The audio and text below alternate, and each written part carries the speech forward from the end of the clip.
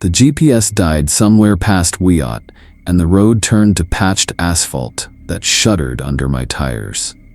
I killed the radio because it kept picking up a whistle that wasn't on any station. The redwoods rose out of the fog like columns holding up a ceiling I couldn't see, bark the color of dried blood at night. Ferns at knee height, wet and glossy. The camp sign was hand-painted, nailed to a post that leaned like it had been trying to leave. I rolled into the yard. Generator thrum. Diesel in the nose and a sweet iron smell from fresh cuts stacked in the floodlight. Rounds of sequoia bleeding sap that looked black after dark. The office door stuck on swollen wood. Inside, metal desk, corkboard with rosters, a coffee maker that had been abused by multiple wars. A map on the wall showed blocks marked cut, hold, and a few in red marker with X's. Ethan Cole, the man said. Handshake that checked bones. Mark Rivas, supervisor.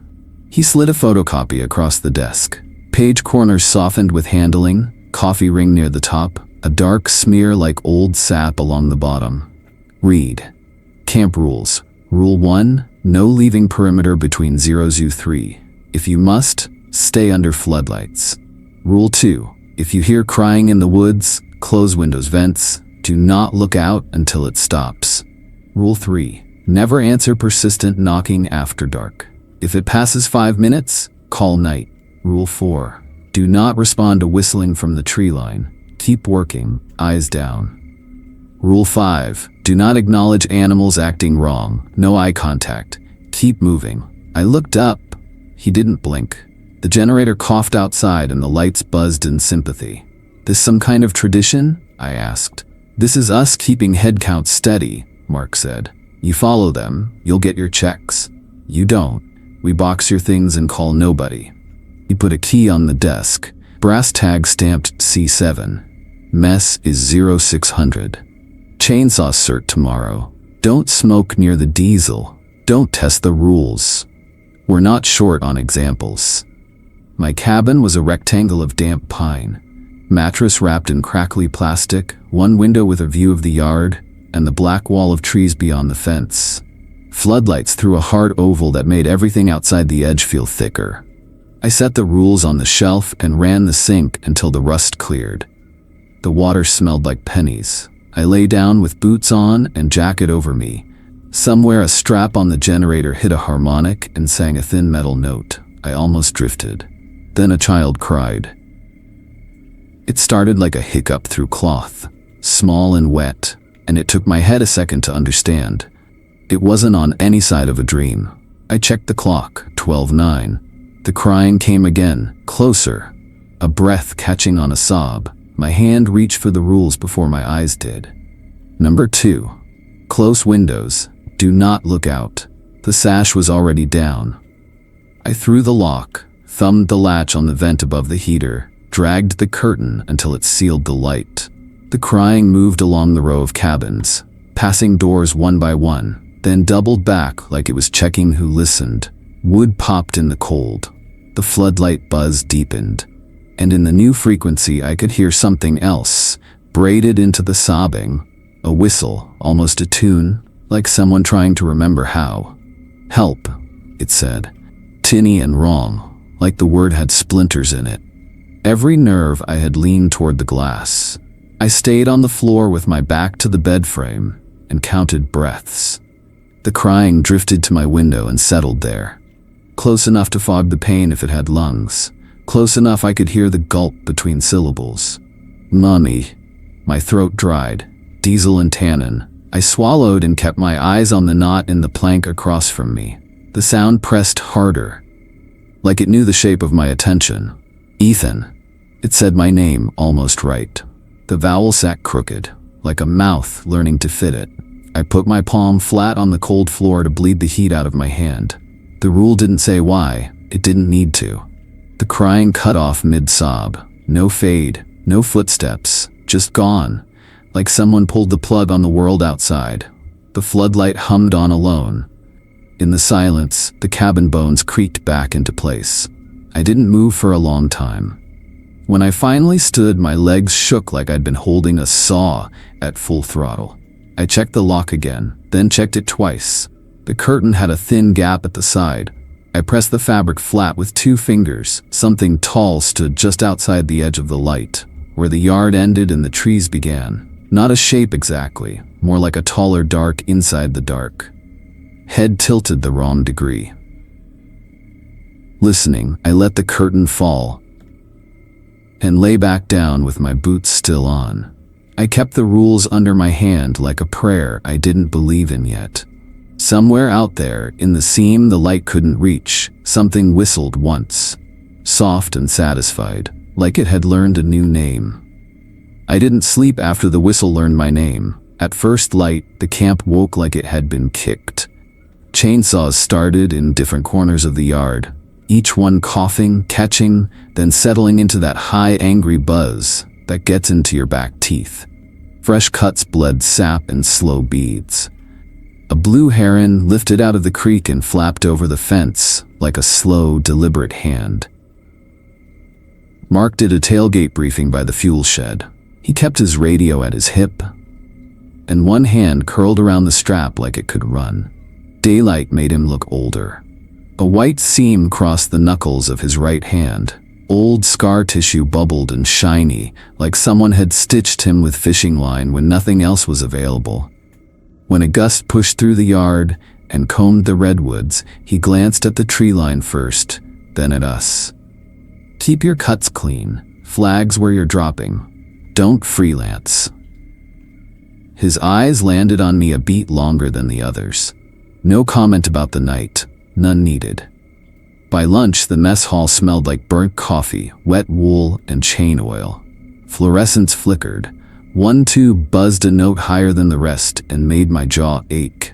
I took a tray, gray plastic gone smooth from 1,000 wash cycles, and scanned for an open spot. Doris Hale had her boots up on the chair across from her, laces tucked, sawdust still in the creases.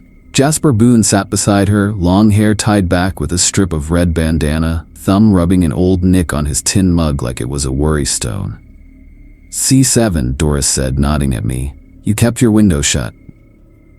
It wasn't a question. I took the chair opposite and set my fork down so my hands had something to do.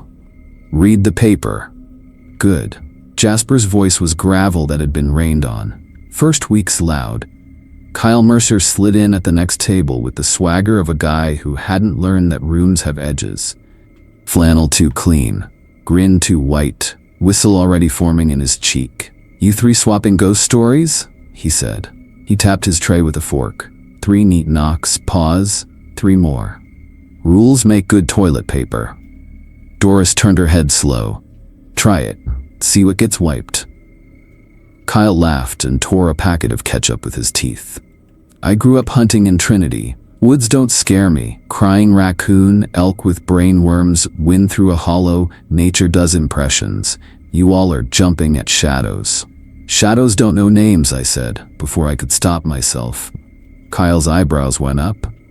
"Slept light, huh?" Doris leaned in. Close, I could see a silver half-moon scar at her hairline under the red.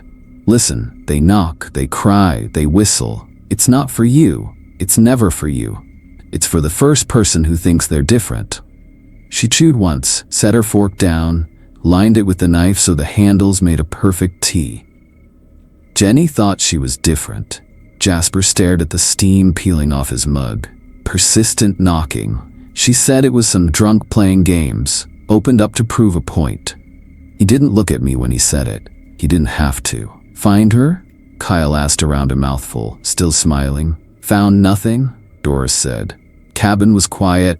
Window latch was still painted shut. The room thinned around that like air had gone someplace else. I heard the refrigerator click on in the kitchen and the compressor start, a low hum that vibrated in the table legs. Someone dropped a ladle and it rang against the tile. I pictured a door opening to a space that wasn't a hallway, and the hair along my arms lifted like mist. Jasper spoke without lifting his eyes. "I've seen a black-tail buck standing where the forklifts park. Noon. Sun on him. Ears twitching, but nothing else. Didn't blink. Didn't breathe. Mouth opened like it forgot what to do with the hinge. Teeth wrong, like more of them than there should be.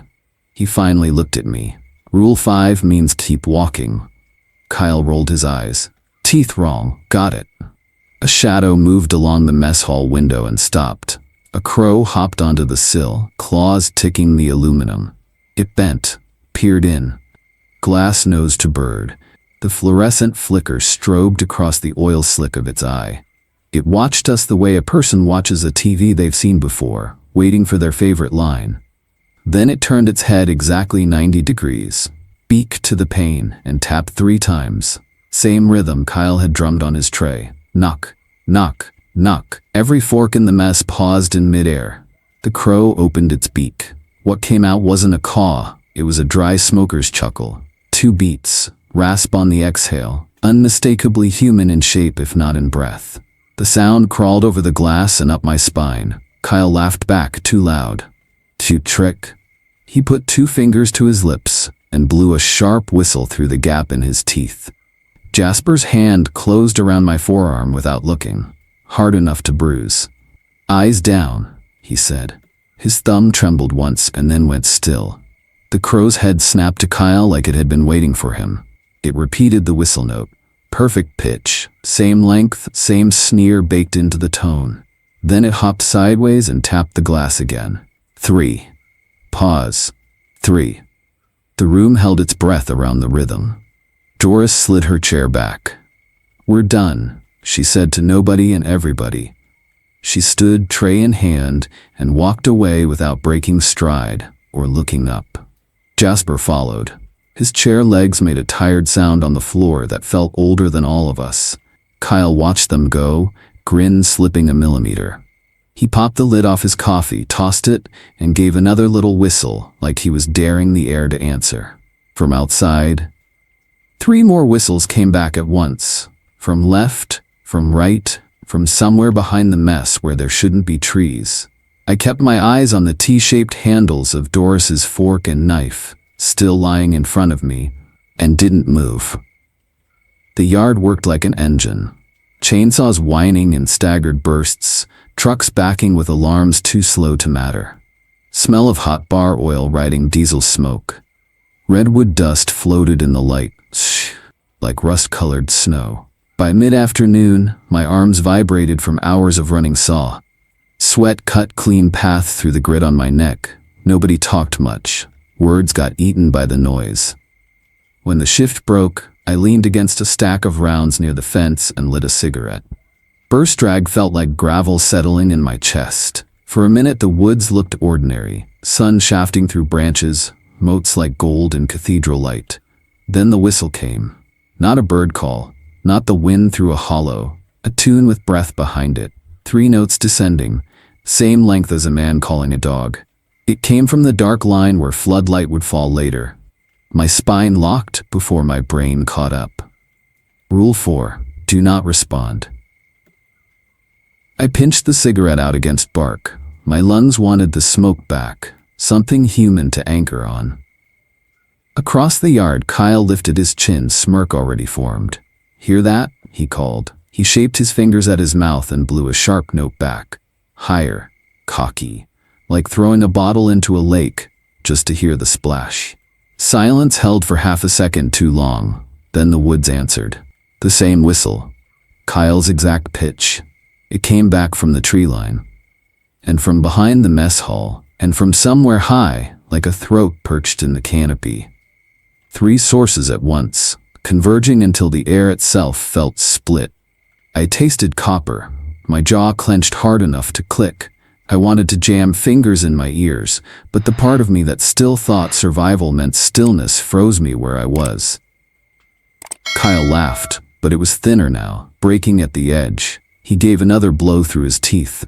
The echo returned doubled, layered, until it wasn't music anymore, just pressure. The corrugated roof above the yard rattled. My ribs vibrated like a tuning fork. Jasper shut down his skidder and climbed down slow, eyes never lifting past ground level.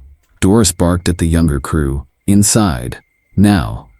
Boots scraped concrete. Saws coughed into silence one by one. Even Mark, standing near the fuel shed, reached for his radio like it might matter. He didn't call anyone, just kept the antenna pointed toward the trees. Jaw flexing. I stared at Kyle. His shoulders looked broad in the afternoon sun, but his knuckles were white around the cigarette he'd forgotten he was holding. The ash trembled, broke off, left a gray line on his boot. The whistling stopped all at once, cut like tape snipped clean. Sound rushed back, the generator's low cough, the tick of cooling saws, a raven croak far above that almost passed for normal. Mark's voice carried flat. Mess hall, 15 minutes. He didn't look at Kyle, didn't look at me, just at the line of trees. Kyle ground his cigarette out and forced a laugh. Told you, birds. Nobody answered him. I couldn't unhear the way the last echoes had folded on themselves. Not birds, not wind, like the woods had recorded his sound, chewed it, and spit it back with teeth. When we filed into the mess, I caught Doris's eye. She didn't say anything, just jabbed a finger at my chest where the rules sat folded in my pocket. A reminder. Paper won't keep you safe. Memory will. But as I sat down, my hands shook so bad I couldn't keep coffee in the mug. The whistle still buzzed in my teeth. A ghost of pressure that felt like someone humming against the bone.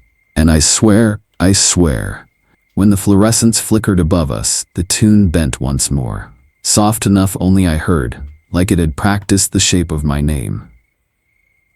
The camp never really went silent.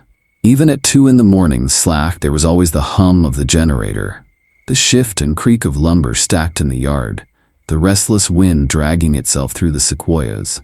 I told myself those noises were normal, that I could get used to them.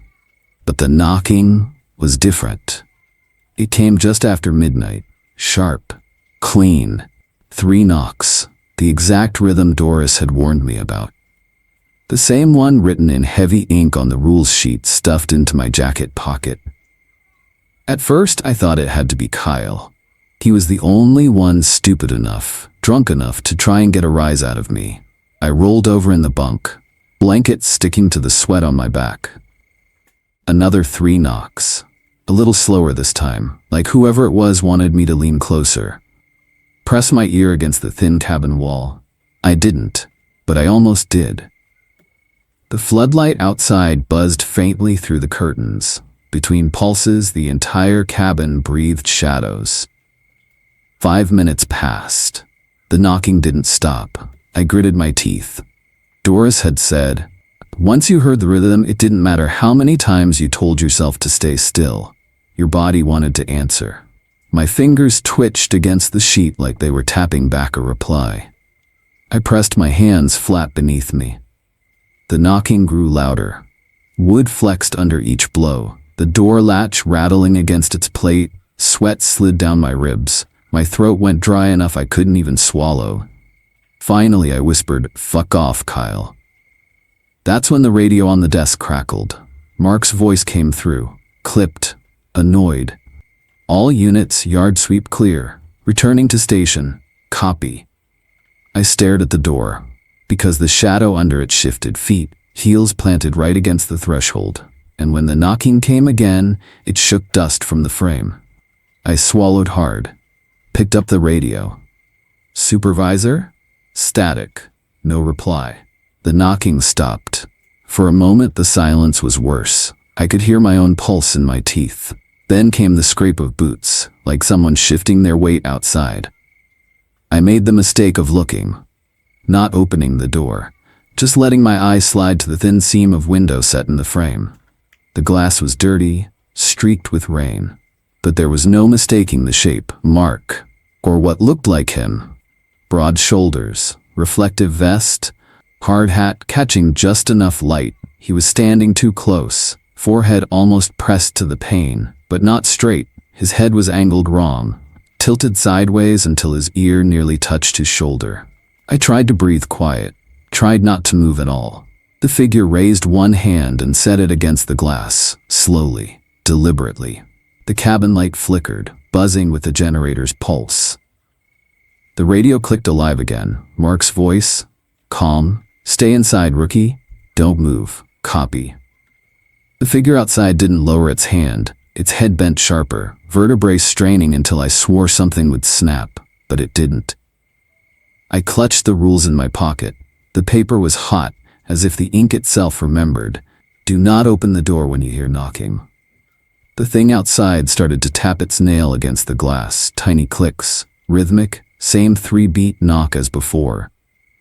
My bladder ached, my legs wanted to move. I thought I could feel breath leaking through the crack under the door, sour and damp, curling into my cabin.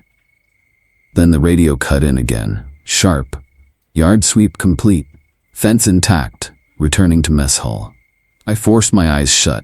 I counted the words inside my head instead of the knocks. Not real, not real, not real. When I opened them again, the shadow under the door was gone. The window pane was empty. But the glass still held a print, pale, 5-fingered, too long, smeared like it had sunk into the surface instead of touching it. I didn't sleep after that. I don't think any of us did. Jasmine didn't talk much, but when she did, people listened. That night, she waited until the others peeled off. Doris heading to her bunk, Jasper muttering about the generator, Mark giving me his usual unreadable nod. Before she caught my sleeve, mess hall, 10 minutes. Her tone didn't allow questions. I found her at the back table, coffee cooling untouched beside a stack of paper thick enough to choke a file drawer. She pushed it toward me without ceremony. Ledger. The cover was stiff, darkened by sap stains, the corners frayed from too many hands. When I opened it, the smell hit first. Mildew, graphite, something acrid like burned pine. Pages warped with moisture. Margins crammed with handwriting. Names, dates, annotations in shorthand that made my stomach knot. Open door, 3 knocks. Followed crying voice, responded to whistle. Dozens of entries, all of them ending with the same red mark. A single diagonal slash drawn across the name. I flipped deeper. More names. Some I recognized from the crew list taped to the radio room. Others older, ink faded, each one marked. And then one scrawled note that hadn't faded at all. Jenny, voice mimic, night patrol. I looked up. Jasmine was biting her nail until it bled. She was Doris's friend, she said. Voice flat, but her eyes didn't match. People think the rules came from Mark. They didn't. They came from here. She tapped the ledger. Every entry, one mistake, then gone. Rules are just memory of failure. The fluorescent above us flickered. I closed the book too hard. If you know all this, why stay? She shrugged. Pay steady. A pause. Or maybe once your name's in here, you don't really get to leave. I wanted to laugh, to say she was joking, but her hands wouldn't stop drumming the table edge in rhythm with the generator outside. She slid a thumb drive across. Footage, North Yard, 2 weeks ago. We plugged it into the mess hall monitor. Grainy black and white filled the screen. A cabin sat quiet under floodlight. Timestamp ticked. Then a shadow at the door. Knock, knock, knock. No one answered. Still, the door unlatched. The camera stuttered. For 3 full seconds, the cabin wasn't there. Just a void where floodlight should have struck lumber. When the image returned, the cabin was whole again. Door shut, nothing moving. I felt my chest tighten. Glitch. Jasmine rewound, replayed. The gap repeated, identical. Not a glitch, she whispered. Watch. She pointed. During those 3 seconds, the floodlight outside the cabin flickered. The tree beside it bent. Leaves sucked inward like the whole world exhaled. And in the very last frame before the cabin returned, something stood there. Too tall, shoulders brushing the floodlight's halo, face swallowed in black. For a fraction of a second, the camera lens glared off something wet where its eyes should have been. I shoved back from the table. That's enough. But Jasmine wasn't looking at me. Her eyes were fixed on the ledger. The paper edges shimmered faintly each time the light buzzed overhead. A sound drifted in from outside, soft, breathy, a whistle. 3 notes, drawn out, wrong in pitch. The monitor's speakers hissed, and then the whistle repeated. But this time broken, struggling with syllables. I froze. Jasmine's face went white. She slammed the ledger shut, hands shaking. Paper listens, she said, barely audible. Don't write. Don't even think about writing. The whistle came again, closer. Ethan. Not whole, not perfect, but learning. Every hair on my arm stood up. I jammed the ledger back into her bag, clutched the rules sheet burning hot in my pocket. We killed the monitor, sat in the dark mess hall with only the generator's low hum. Neither of us spoke. Outside, the whistle dragged my name one more time, then fell silent. I didn't sleep, couldn't, because for the first time since arriving, I understood something worse than breaking the rules. Maybe the rules weren't just protection. Maybe they were bait. Doris shoved a toothpick in her mouth and tossed me a headlamp that was already loose at the strap. "Night patrol's not for sightseeing," she muttered, cinching her jacket as the yard gate clanged shut behind us. The air outside had weight to it, wet tannin, cold duff, the faint electric buzz of floodlights beating back dark that was too thick to retreat. She moved with an economy that came from years of walking the same path. Her boots knew every rut, every stone. Mine slipped on wet needles, snapping twigs underfoot like signal flares. Doris didn't comment. She only kept her eyes front, sweeping the beam of her maglite across stacks of cut timber, each pile taller than a house, shadows between them, blacker than they should have been. "Why the patrols?" I asked, trying to keep my voice low. "To make sure the lights hold."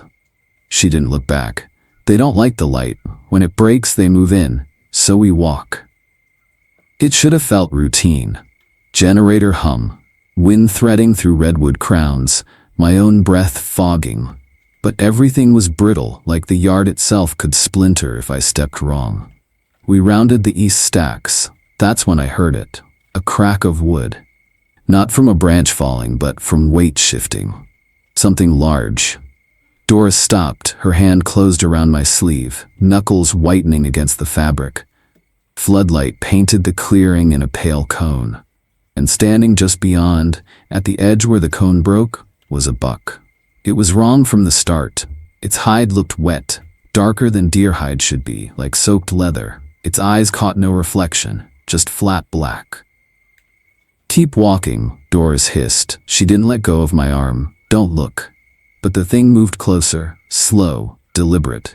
Then, without a sound of bones snapping or muscles straining, it straightened. 2 legs, shoulders hunched, antlers scraping against a hanging branch. It stood as tall as a man, taller even. My throat went dry. Every instinct screamed to raise the flashlight, to see it clearer, to prove what my eyes couldn't accept. Doris's grip tightened. Rule 5, eyes front. The buck's mouth opened, lips pulled back too far, revealing teeth that didn't belong, flat human molars, lined wrong in a jaw too long. And then, in a voice I recognized only because Doris had mentioned it before, it said, "Do Riz." The syllables bent, dragged, like they'd been forced through lungs that weren't made for speech. Doris flinched, just once. The toothpick snapped clean in her teeth. She didn't stop walking, neither did I, though it felt like my boots were made of stone. The thing followed us along the perimeter. I could hear it pacing just outside the light, hooves or feet crunching duff in broken rhythm. When we passed the south stacks, my headlamp flickered, just once. Enough for a shadow to jump closer. I swear I felt its breath, hot, sweet, like sap burning, across the back of my neck. I bit down hard on the inside of my cheek, blood welled metallic on my tongue, anchoring me, keeping me from turning. "Almost done," Doris muttered, though her voice had gone tight, thinner than I'd heard before. "Don't break stride." We reached the west yard fence. The buck stopped. I didn't see it, but I knew it had. The silence it left was heavier than its steps. Only when the gate slammed shut behind us and the floodlight bathed us whole again did Doris finally release my sleeve. Her hand shook once before she jammed both fists into her pockets. She spat the broken toothpick on the gravel. "That voice?" she said without looking at me. "Jenny's. Last thing I heard before she went. You remember that?" Her eyes finally cut to mine, red-rimmed but steady. "Don't ever give them the satisfaction of looking." Somewhere out beyond the stacks, a whistle rose, flat, off-key. 3 notes. It cracked halfway, like someone still learning the tune. The gate chain rattled, as if something brushed it from the other side. The camp had been quieter since patrol with Doris. Quieter, but thinner, like sound itself didn't want to hang around. Jasper sat hunched on a stump near the yard's edge, headlamp tilted low. He'd whittled a branch down to nothing, shavings scattered like curled paper at his boots. His lips moved, whispering a name. Jenny. Bloodlights buzzed above us, cones of white slicing into the redwood wall. Past the fence, nothing moved, but the stillness pressed like weight on my chest. Then it came, a voice, fragile, carrying through the trees, high, young, trembling. Daddy? Jasper froze. The knife dropped into the duff. He lifted his head, eyes gone wet. I knew the rules. Rule 2. Do not look outside when you hear crying. Do not step past the light. But Jasper was already rising, joints creaking, his hands fumbling with the straps of his vest as if to strip them off. Jenny, he whispered, louder now. I know that voice. That's her. She's calling. Doris hissed from the mess hall door. Stay put. But Jasper was halfway to the fence. Past the floodlight's last line, his silhouette swallowed as soon as he crossed it. I bolted forward, boots skidding on wet dirt, lungs burning. My fingers caught his sleeve, just as the voice called again, closer. Daddy, please. It was wrong, off in rhythm, stretched too thin, like cassette tape dragging, but grief had deafened him. His eyes met mine. You don't understand. You didn't have a daughter out here. The ground vibrated, faint, like something pacing between the trunks. My throat locked. I yanked the flare from my belt and snapped the cap. Sulfur spat, a hiss like breath catching fire. Then red light roared alive. The forest opened for an instant. What stood there in the smoke wasn't a girl, not even close. Its frame was narrow, but stretched twice human height. Limbs dangling slack as ropes, head bent at an angle no spine should take. And the face, a child's smile, wide and wrong, plastered onto a jaw too long. The voice seeped out of that slack mouth again. Daddy, before breaking into a static hiss. The flare's heat baked my skin. I forced Jasper back toward the yard. Doris grabbed his other arm, hauling, his boots dragged, his mouth open in a sob. The thing didn't chase, it just watched. Neck cocked so far the crown of its head brushed its shoulder. In the flare light, its eyes weren't eyes at all, but knots of pale wood, weeping resin. The flare guttered, red bled into black. Then silence. No voice, no movement, just the hum of the generator reasserting itself as if nothing had happened. We stumbled into the yard. Jasper collapsed to his knees, shaking. Doris kept hold of him, jaw tight, toothpick gone from her teeth. I stared at the tree line, flare smoke thinning. And then it came again. 3 notes, off-key. Whistled from deep in the woods, practicing. Wrong, but closer than before. Not Jenny's voice this time, not yet. By the time we stumbled back from the yard that night, the camp felt thinner, like a lung after one side collapses. Kyle had been loud all week, whistling under his breath, mocking Doris, rolling his eyes at Mark's clipped commands. But after Jasper nearly walked out of the floodlights the night before, nobody wanted to hear his swagger. He pushed it anyway. At supper, he leaned back in his chair, boots propped on the mess bench, stabbing beans with his fork like he owned the room. This is pathetic, he said. Rules written in Sharpie, ghosts in the tree line, and you all buy it. No wonder people go missing. You scare yourselves stupid. Mark didn't answer. He just chewed once, swallowed, and pushed his plate away. Doris muttered something I didn't catch. Jasper stared at the tabletop, like it was breathing. Jasmine said it plain. Stop talking, Kyle. He grinned wide, teeth gleaming with stew grease. Why? Afraid the forest's taking notes? I wanted to snap at him, to tell him about the thing I saw in the flare light, behind Jasper's daughter. Instead, I kept quiet. The rules weren't abstract to me anymore. They sat in my chest like nails. The night cracked open at 1:37. First came the knocks. 3 beats. Pause. 3 beats again. Not a hand, not wood, more like someone thumping a soaked log. Slow, deliberate. It rattled through the walls of the cabin. I lay stiff in my bunk, every nerve lit. Don't answer, don't move, don't open. The words boiled through me like fever. From across the camp, faint and clear, Kyle's voice. Cut the shit, Doris, I know it's you. A hinge squealed. Then silence. Heavy as dirt. I'd swear 30 full seconds passed before the sound came back. Closer this time. And wrong. It wasn't knocking anymore. It was heartbeat, off rhythm, wet, like blood drumming against something hollow. Each thud made the plywood floor tremble. I pressed my teeth together until my jaw screamed. My body wanted to move, to answer, to look. The air itself vibrated with the sound. Another latch scraped metal, then Kyle again, forced casual, cracking under it. Stop bucking around. The scream that followed wasn't human. It was wood tearing, nails ripping out, and under it something like a laugh shoved through a throat too narrow.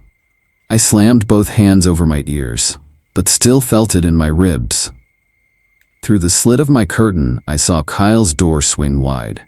For a heartbeat, the cabin was just open space, light spilling onto mud. Then the dark bent, and something reached in. Arms, if you could call them that. Longer than rafters, pale as stripped bark, fingers hooked into Kyle's shirt like claws. He shouted once, a ragged syllable I couldn't even recognize. His boots kicked, skidded on the threshold, then vanished as he was dragged out. The door stayed open. No one breathed. The silence after was worse, the kind that makes you wonder if you've gone deaf. Then came the sound, a wet streak across wood, dragged slow, pulling away from the cabin, into the trees. In my gut I knew what it was, blood soaking into mud, drawing a line home to the sequoias. I bit my lip hard enough to taste iron, forcing myself not to move, not to open, not to see. Dawn found us brittle. Kyle's bunk was made, his boots gone. His nameplate still hung on the mess hall wall, swinging slow, though no one had touched it. Mark didn't mark him absent. He just chalked another line on the ledger Jasmine had left open by the door. Nobody spoke. But as we left the mess, 3 hollow knocks drifted from the tree line, spaced perfect, like the forest reminding us what came of breaking the rule. The camp felt smaller after Kyle. Not just one less bunk filled, but the air itself thinner, like the place had been bled.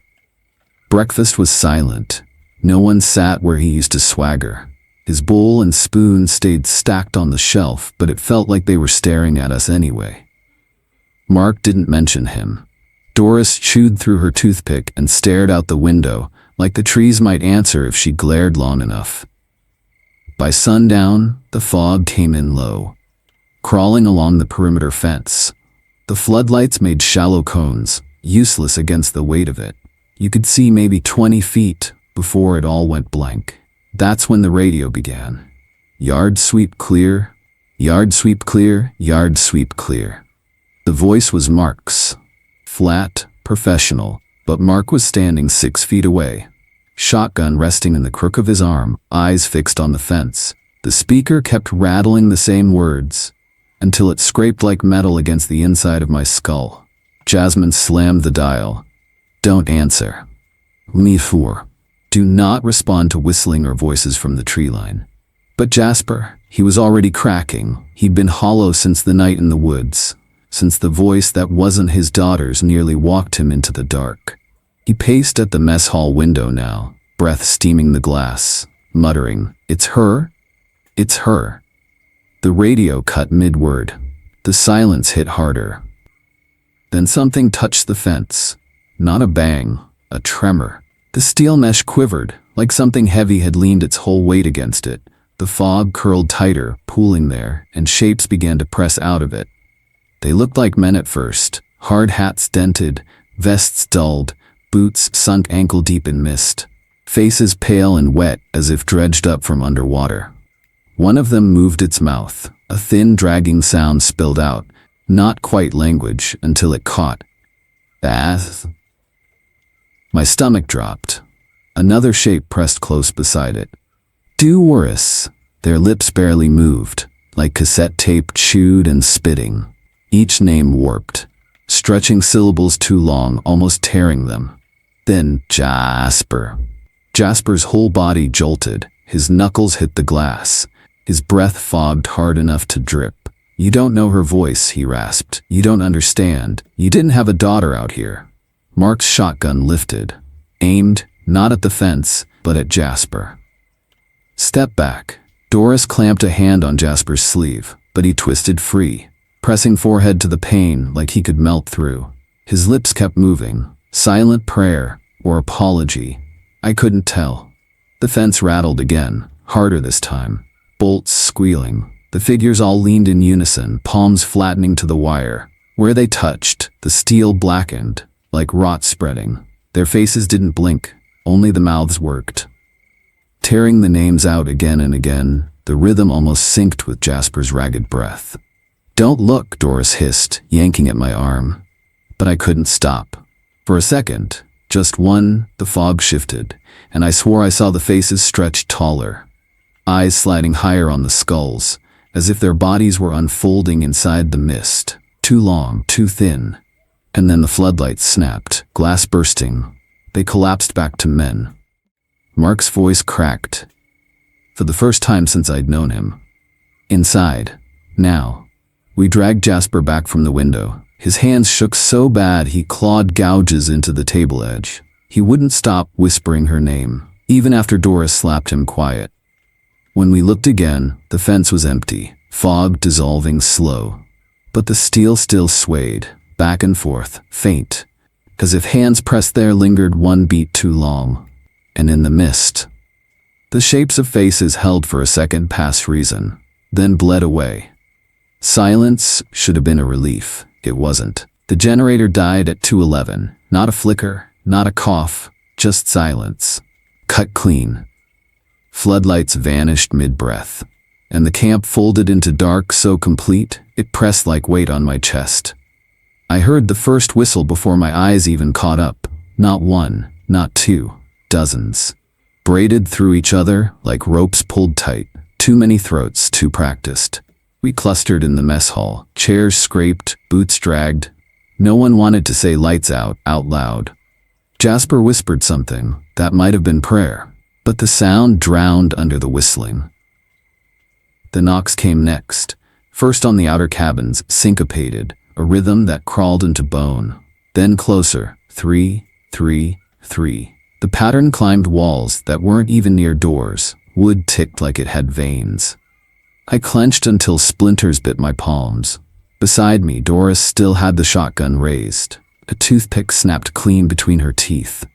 Lips wet with whatever she couldn't hold back. Her cheek twitched once, but the barrel stayed rock steady. Through the cracked window came a child's cry. Thin at first, it split halfway into something else, a smoker's chuckle, dragged through resin. My fillings hummed, a chord setting my tongue hard against my teeth. Glass spiderwebbed. Knocks in unison hit the mess walls. Whistles rose, weaving into something that wasn't a tune, but a demand. Jasper pressed both hands to the pane, mouthing Jenny again and again like the name itself could hold the dark back. And then, the dark moved. It didn't step, it unfolded. First as weight, not shape. The whole yard leaned, though the ground didn't shift. The seams between trees split wider, shadows buckling like canvas in storm wind.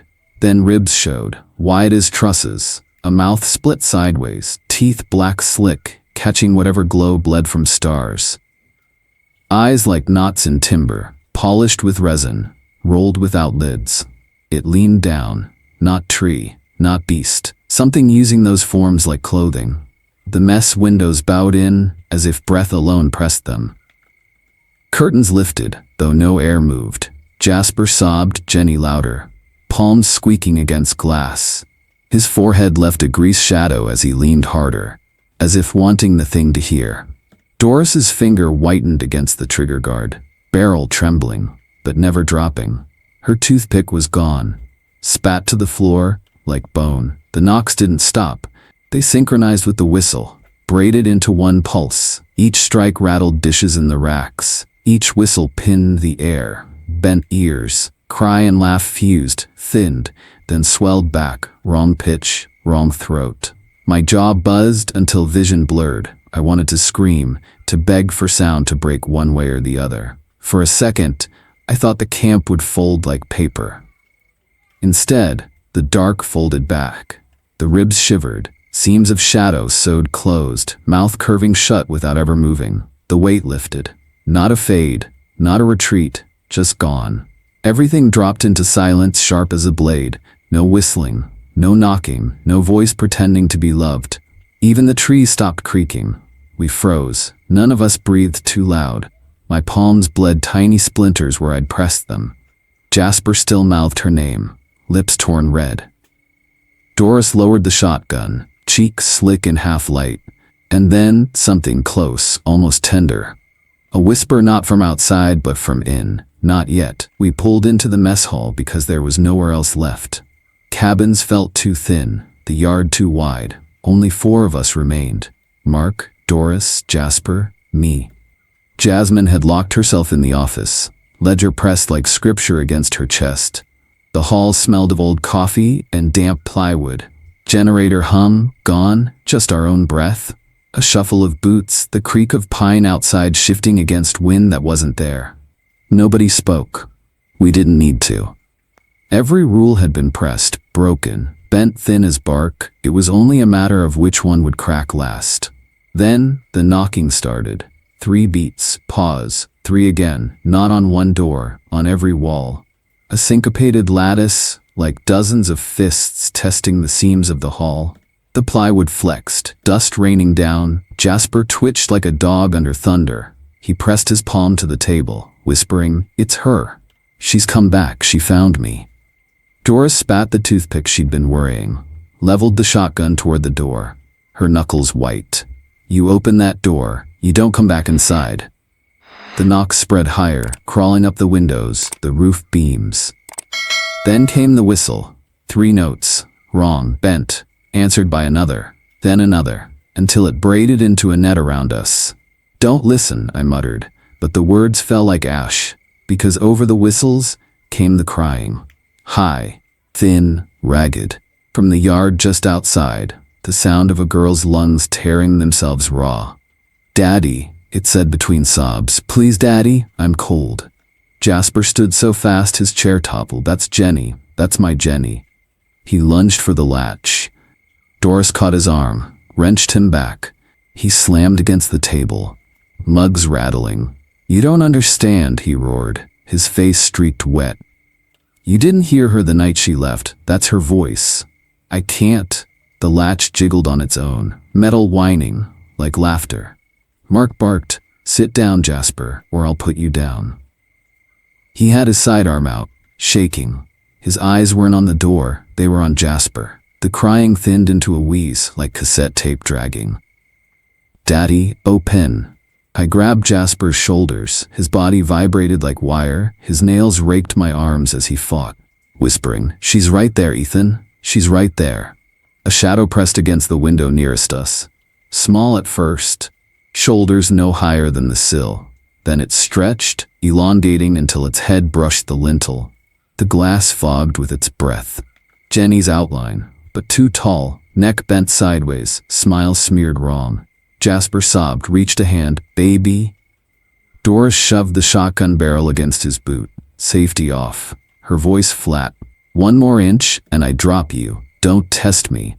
The thing outside tilted its head, matching her movement like a reflection through warped water.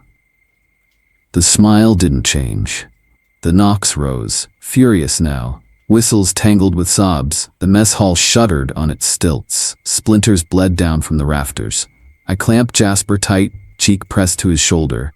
"It's not her, not anymore. She's gone." My own voice cracked, a hair from breaking. The shadow's hand traced the glass. Nails, too many. Scratching a pattern I knew by heart. 3 beats, pause, 3 again. For a moment, I thought the window would implode inward, drag us all into that waiting dark. But then, the floodlight outside coughed once, a bulb half alive, strobing pale across the yard. In that flicker, the shadow collapsed flat. Smile still painted on, the crying cut off, like tape snapped. Silence fell so sudden it rang, only Jasper's ragged breath. Doris's teeth grinding wood from a fresh toothpick. Mark's gun still trembling. We didn't move the rest of the night. Morning came like nothing had happened. Light through blinds, trees still, but on the glass, gouged deep by nails, stayed the pattern. 3 knocks. Pause. 3 again. Morning made liars out of the night. Sun on wet needles. A blue jay heckling the yard. Diesel ghosts still in the air from a generator that hadn't come back yet. The mess hall windows held the proof anyway. 3 gouged crescents in the glass. Pause. 3 more. As neat as a diagram. We didn't talk about it. We ate toast that tasted our eyes on our plate and kept our eyes on our plates. Mark called me to the office after breakfast. His door stuck, then let go with a sigh. The place smelled like coffee burned to tar and damp paper. Ledger on the desk closed. A stack of envelopes rubber banded tight. He didn't sit, he slid one across. First month, hazard, overtime, retention. His voice was sanded flat. He watched my hands like I might drop it. The envelope was heavier than it looked, the corners sharp enough to bite. Inside, the check had numbers that didn't feel real. I felt the pull anyway. The relief of rent paid, a truck that wouldn't always hiccup on hills, a fridge that didn't echo. Mark tapped the ledger with a chewed pencil. Now you know why the pay's good. Nothing else. No sermon, no warning, just a fact laid out between us, like a tool.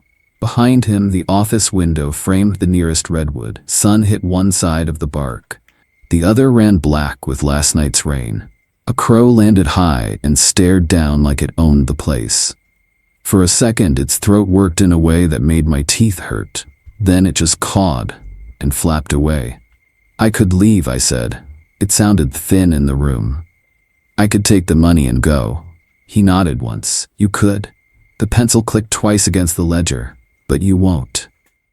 Because I'm noble? I knew I wasn't. Because you've seen it, he said. And seeing makes you part of it. Distance doesn't make you safe.